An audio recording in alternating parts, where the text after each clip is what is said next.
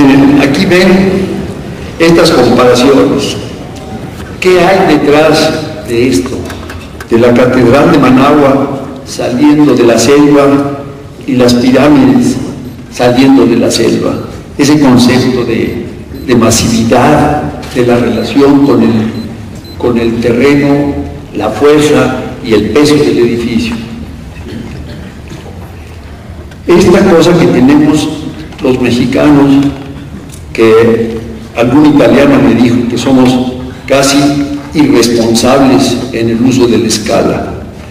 Nos sentimos tan bien en esos espacios enormes y tenemos esa cosa metida de planos inclinados, de espacios abiertos, de casi surrealistas en ellos. ¿Sí? Esos muros que los vemos tan naturales en las pirámides y que se empiezan a reproducir después ya en los edificios en forma contemporánea.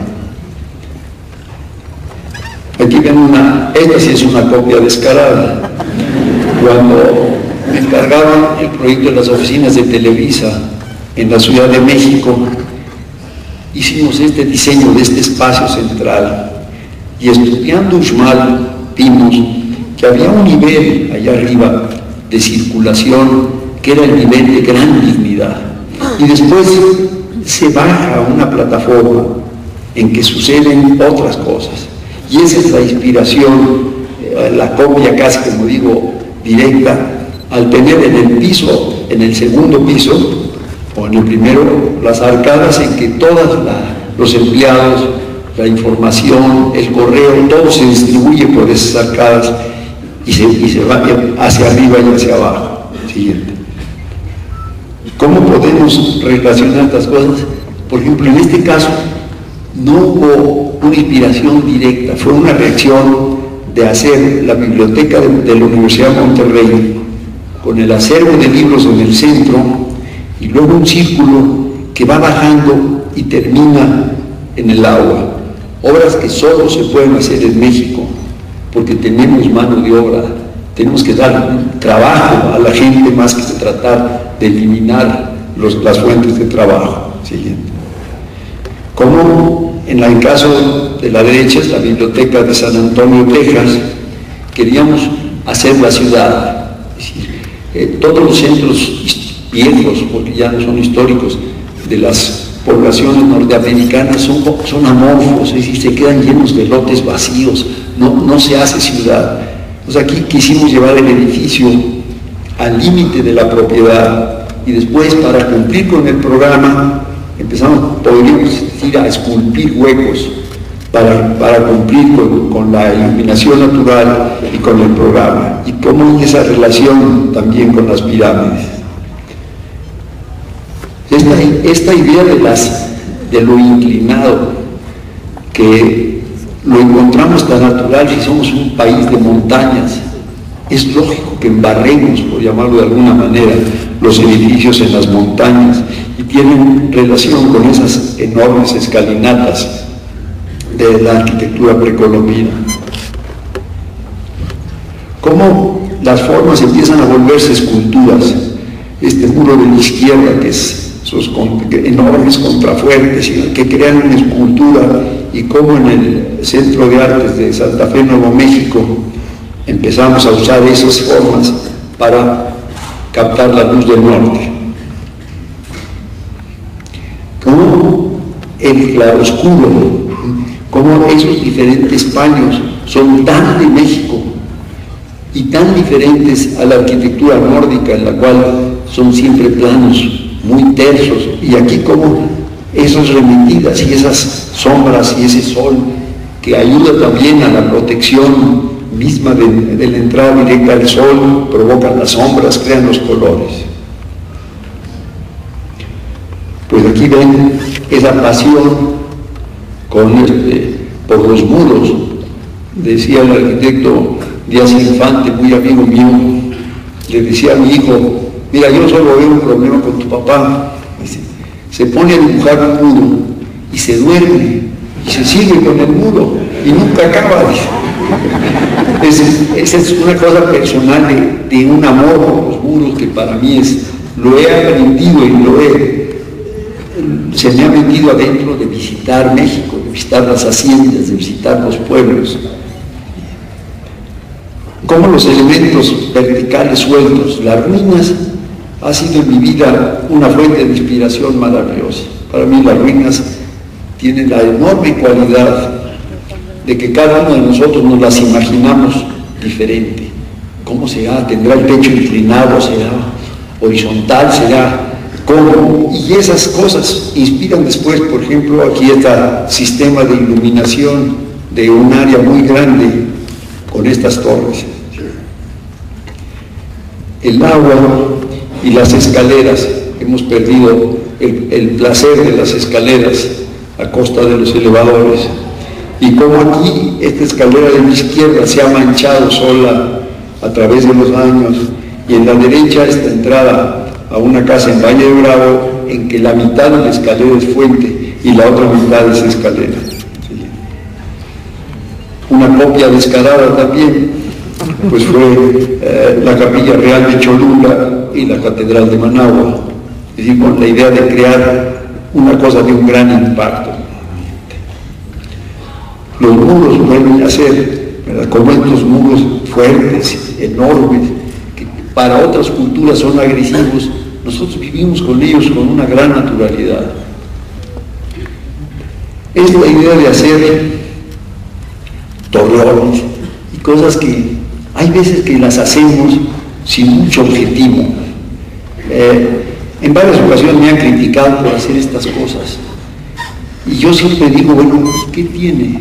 Este es el TEC de Monterrey, en la Ciudad de México. Hicimos esa especie de torreón, de minarete, por ofrecerles a los alumnos la oportunidad de subir a ver la ciudad. Pues ha resultado que ahora es el punto de reunión preferido de los estudiantes. Y lo hicimos sin ninguna razón especial. Y ya la relación de muros, agua y reflejos que tanto tenemos y que ustedes tienen, digo, sus lagos tienen la relación de una construcción, de una habitación con el agua, el arte y los espacios de esparcimiento.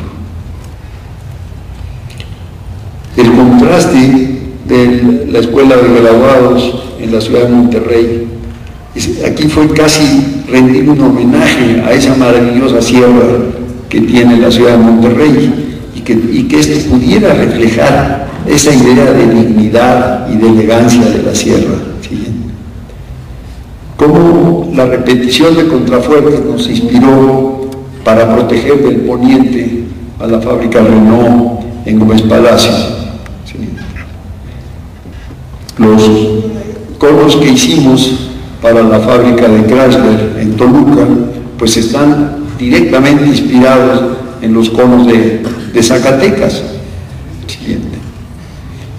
Los techos, que son, ustedes tienen ejemplos de techos verdaderamente maravillosos. Aquí lo ven hecho esto porque era parte de la arquitectura que se solicitaba en la Universidad de Stanford, en California. Como una escalera y una serie de muros se vuelven una escultura, ¿no? A la izquierda ven qué refinamiento de esa arquitectura que llamo yo arquitectura sin arquitectos, y que es una lección maravillosa, y a la derecha es los muros de acceso a nuestra oficina.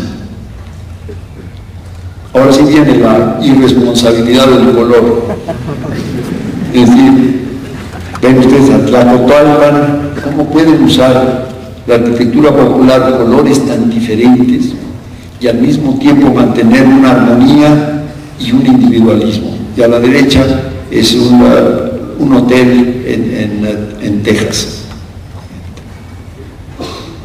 ¿Cómo no tiene que ver la riqueza económica con el refinamiento? Para mí esta casa, en la parte superior, tiene un refinamiento de uso del color extraordinario, y abajo en un patio, en una universidad. Vuelvo a decir de las escaleras y ese significado que tienen En la derecha es una casa, está en la montaña, y quisimos tener ese hilo de agua saliendo de una piedra que habíamos encontrado en el terreno. Y a la izquierda, una maravillosa lección que recibí de la arquitectura popular. Esta es la escalera vista de arriba. Los peraltes están pintados de azul. Y le pregunté yo al cura y le dije, oiga, ¿cómo se le ocurrió a usted pintar esto así? Dice, arquitecto, subir al cielo es maravilloso y bajar al infierno es horrible. Aquí ve la relación de cosas muy contemporáneas junto con esa idea del color. Siguiente. Otra clase de arquitectura manejando por el Estado de México, me encontré esta casa. Me bajé del coche, tomé no sé cuántas fotografías y salió el dueño y se me quedó viendo así de una forma muy extraña. Y le digo, oiga, qué bárbaro, mire usted lo que ha hecho. A ver, explíqueme, ¿cómo pensó usted esto? ¿Por qué hizo ese cambio de colores? Y usé todo el lenguaje incomprensible de los arquitectos. Y se me quedó viendo y dijo, porque así me gustó.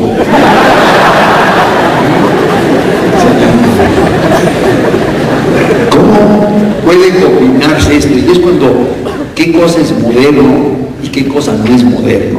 Es decir, aquí ven una entrada maravillosa en una casa de un pueblo con la combinación de la arquitectura colonial y las ampliaciones que hicimos para el Club de Banqueros en la Ciudad de México. El manejo de la luz también es el misterio. ¿Cómo podemos lograr con que abramos una ventana a una orientación diferente? Los efectos son completamente variantes durante el día. Y luego esa cosa maravillosa del arte popular y cómo se puede volver una repetición de eso mismo. Es decir, este altar con la recámara del lado derecho. Siguiente. Ahora, ¿qué hemos hecho? Les voy a mostrar una cosa que es un conjunto de vivienda, no es de vivienda de interés social, es un poco arriba equivalente. Esto lo hicimos en Santa Fe, Nuevo México. Y la idea fue que tenemos que pensar cada vez más en nuestras ciudades. Como arquitectos queremos hacer monumentos a nosotros mismos, o al cliente, o al inversionista, y yo creo que lo que tenemos que cuidar más son las ciudades. El papel que nos toque hacer en las ciudades es el más importante. Si nos toca hacer una barda, que sea una barda. Si nos toca hacer el edificio importante, hay que hacer el edificio importante. Y aquí fuimos jugando con unas viviendas que tenían un límite de costo muy estricto, y cómo podíamos ir jugando y formando un pueblo. Entonces, el plano de conjunto va siguiendo las curvas de nivel, todas estas son las cañadas que dejamos sin construir, la circulación principal. Entonces, este es el cauce antiguo del río. Y fuimos colocando las casas, moviéndolas, abriendo una ventana para un lado, para otro, y así pudimos empezar. Las plantas son muy sencillas, ustedes ven, es una estancia, 2 recámaras, otra recámara acá más. Siguiente. Y cómo jugando con eso, con los niveles, y teníamos 3 tipos o 4 de ventanas nada más, fuimos creando esta idea de hacer un pueblo que fuera teniendo una personalidad muy propia. Marcamos la entrada y después fuimos creando pequeñas placitas, y como ustedes ven, hay muy similar las ventanas, pero cada casa va teniendo su personalidad. Y después de este proyecto hemos descubierto que podemos trabajar mucho más. No solo podemos, debemos de trabajar mucho más en la vivienda de interés social. Ese es el verdadero problema, no solo de nuestro país, sino de todo el mundo. Y eso lo tenemos que mejorar porque, pues si analizamos los pueblos michoacanos, eran viviendas de interés social, eran autoconstrucción, y era prefabricación. Aquí ven las diversas posibilidades de entradas a las casas y cómo se van combinando la luz, la sombra, cómo el color toma, siendo el mismo color, es totalmente diferente según el sol que les pega, y va creando ese movimiento dentro de un concepto muy sencillo. De ahí, en alguna ocasión me preguntaron en una entrevista en Estados Unidos, ¿qué me gustaría hacer? Entonces dije, a mí vivienda de interés social. Nadie me habló de Estados Unidos, nadie me habló de México. Y un día recibí un llamado del director de vivienda de Madrid y me dijo, oye, ¿habló usted en serio o es una broma? Dije, no, sí hablo en serio. Dice, bueno, pues es una vuelta. Estamos haciendo entonces un proyecto en Bilbao. Me paré en Madrid, me enseñó las reglamentaciones y se pueden ustedes reír de los reglamentos de Infonavit. En España es una rigidez absoluta. Te dicen, este es el terreno, este es el desplante del edificio, tiene 10 pisos, tantas viviendas, ahora desarrollo. Y lo único que queda, pues, es hacer los planos de obra. Entonces le dije yo, mire, le hago una propuesta. Vamos a romper todos los reglamentos. Dígale a sus burócratas que abran las puertas. Si logramos algo, fenómeno, y lo hacemos. Si no, pues me regreso a México y no le cobro.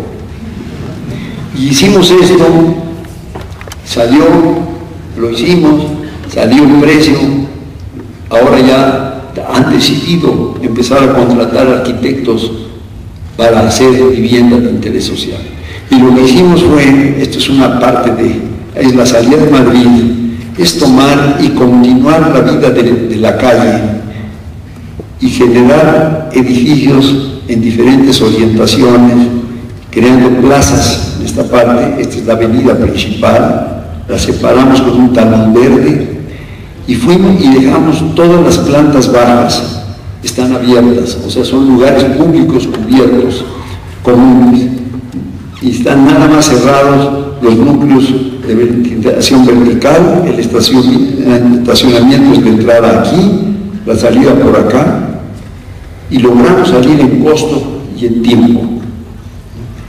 Las plantas son sumamente sencillas para mantener una estructura muy fácil, la cual está modulada con el estacionamiento. Y logramos esto a base de precolados, logramos el color incorporado, logramos ciertos elementos escultóricos, algunos muros que salen, plazas, etc. Y para ellos fue una enorme sorpresa que esto costara lo mismo que hacer un edificio recto, sin mayor interés.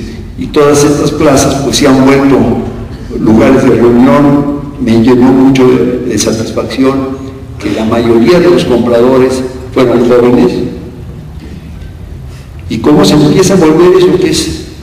Claro, es una vivienda de interés social diferente a la que requiere México, pero ¿cómo en Europa, que estos edificios son comunes, empieza a tener mucho más interés de lo que creemos, y lo único que requiere es mucho más esfuerzo?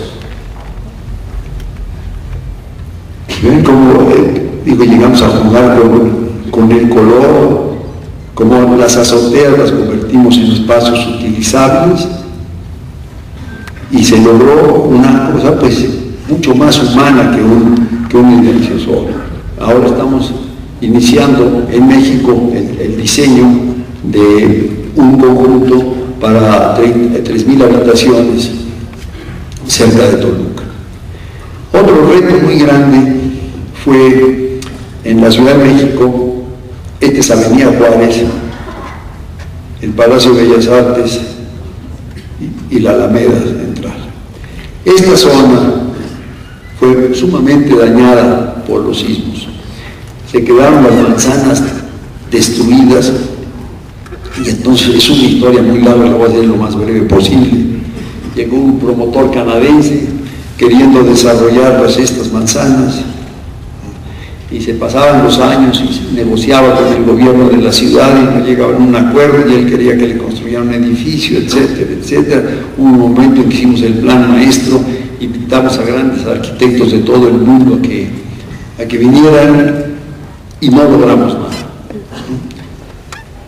Esto era lo que nos encontramos, la iglesia de Corpus Christi, que no es una gran joya de arquitectura colonial, pero está catalogada, y luego todos estos edificios que estaban totalmente dañados por el sismo. Aquí los ven, era el conjunto de Seguros América, un hotel que fue muy exitoso en los 40, el Hotel Bamer.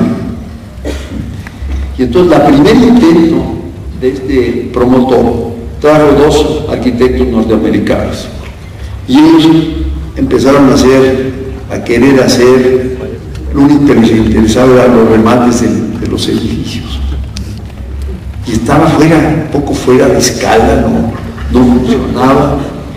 Después me incorporaron a mí al equipo y empezamos a crear las primeras cosas.